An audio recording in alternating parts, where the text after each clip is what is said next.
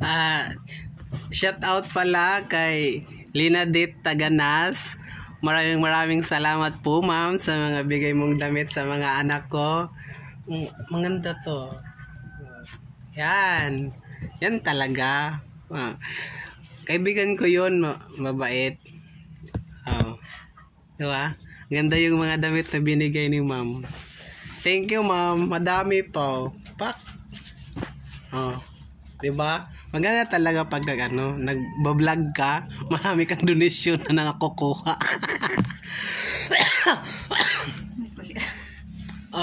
Diba? Magana ang mga baro na taghatag ni ma'am. Kaya kahamo ko. Ha? Ayo sa Gabriel. Yari Pak, mga gana pa. Mga gana ini ng mga baro. Nagpanghatag na siguro ni Kuan, ni Ma'am Lynn kay basin dili na sila maghimog anak. Tas amo ka dyan dapat kung sobra-sobra yung blessing, dapat share.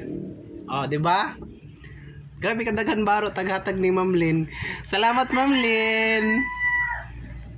Si Linadit Taganas. Buntag sayo pa. Kana ganing unexpected blessing gani na imo makuha. Yan ang sabi ko sa inyo. Pag marunong kayong magbigay sa kapwa nyo, unexpected blessing ang darating sa inyo. Katulad dito. Never ko nag-expect na merong magbigay sa akin sa mga anak ko. Diba? Ang daming damit. Pa. Maganda. Pak. Pak. Pa. Lagi. Thank you, ma'am. Murag grabe may kadaghan ni nila bunon.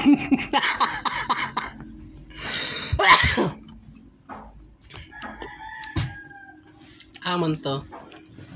Jari sa daw pang kuan, pan 60. Kintahay yo. Pak.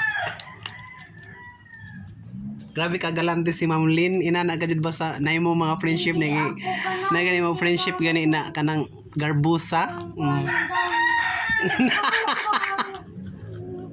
Thank you, ma'am. Pak. Grabe ka hamot pa. Grabe ka daghan pa. Grabe ka daghan.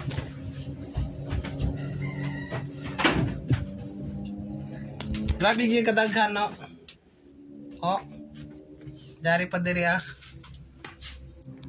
Grabe ka daghan taghatag ni Ma'am Lynn. So, pag mabait ka, maraming magbibigay sa iyo. Pero kailangan mo ng yung ikaw muna magbigay, pero hindi ka mag-expect ng blessing. So kusang darating yan. So thank you so much sa followers ko, si Linadit Taganas, BFF ko rin yan, sa nagbigay sa damit ng mga anak ko. Thank you, ma'am. God bless.